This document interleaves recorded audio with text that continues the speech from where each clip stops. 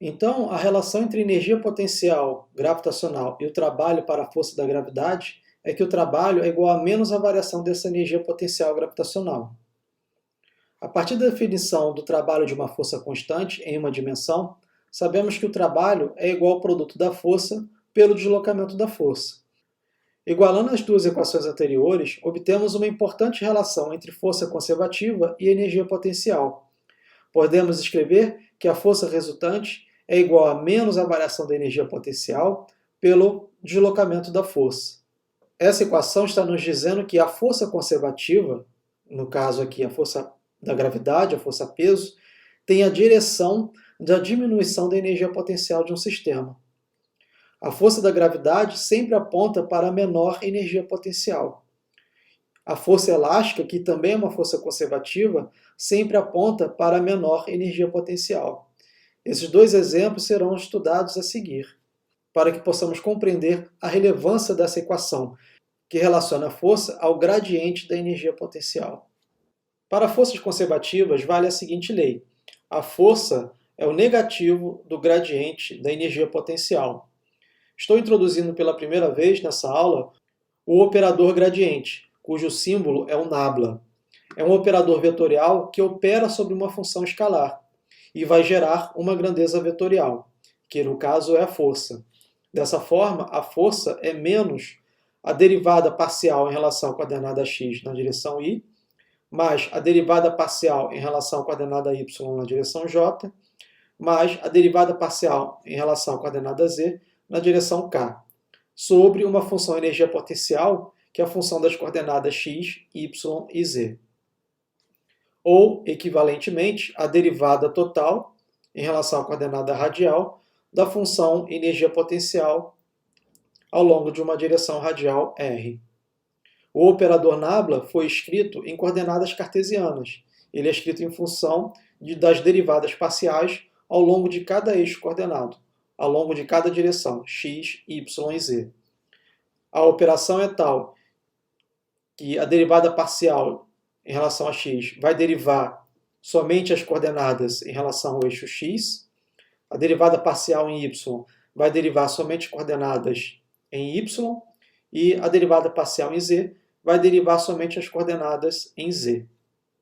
Ou, se a função energia potencial for escrita em função da coordenada radial, a derivada será tomada em relação a essa coordenada. Em uma dimensão, a derivada parcial é a derivada total em relação à coordenada daquela dimensão. Aqui é a derivada em relação ao eixo x. Logo, a força é menos a derivada da função energia potencial em relação à coordenada x na direção y. Esta é uma expressão para uma variação infinitesimal. Para a variação finita, a força é igual a menos a variação da energia potencial dividida pela variação da posição ou deslocamento ao longo da direção y. A partir da definição local da força como negativo do gradiente da energia potencial, que está escrito pela equação F igual a menos a derivada da função energia potencial em relação à coordenada radial r na direção radial r, podemos multiplicar ambos os lados da equação pelo produto escalar pelo deslocamento infinitesimal dr na direção radial r. Portanto, temos que a força produto escalar dr na direção radial r é igual a menos d de u d de r na direção radial r, produto escalar dr na direção radial r. Esta equação pode ser reescrita como força produto escalar deslocamento da força infinitesimal dr igual a menos d de u d de r, dr vezes r chapéu produto escalar r chapéu, que tem como resultado a unidade, pois os dois vetores unitários estão na mesma direção. Em consequência, o produto escalar da força pelo deslocamento da força é igual a menos energia potencial infinitesimal. Integrando de uma posição inicial até outra final, pois ambos os lados são funções da posição, temos uma integral de linha, isto é, a integral da função energia potencial de uma posição inicial até uma posição final é igual a menos a integral de uma posição inicial até uma posição final do produto escalar da força pelo deslocamento da força. mas sabemos que o lado direito dessa equação é a definição de trabalho. Portanto, a integral de uma posição inicial até uma posição final da função energia potencial é igual a menos a integral da posição inicial até a posição final do trabalho infinitesimal. Procedendo à integração, temos que a variação da energia potencial é igual a menos o trabalho.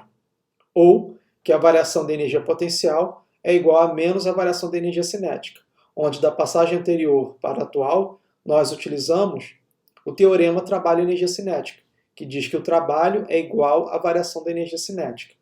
Então, para uma força conservativa, a variação da energia potencial mais a variação da energia cinética é igual a zero. Ou a variação da energia do sistema é igual a zero. Daí vem o nome trabalho de forças conservativas. Forças conservativas não alteram a energia do sistema. O trabalho de forças conservativas se traduzem como uma variação da energia potencial, que pode ser considerada uma energia interna ao sistema. Logo, a variação da energia potencial mais a variação da energia cinética é igual a zero. E a energia do sistema é conservada.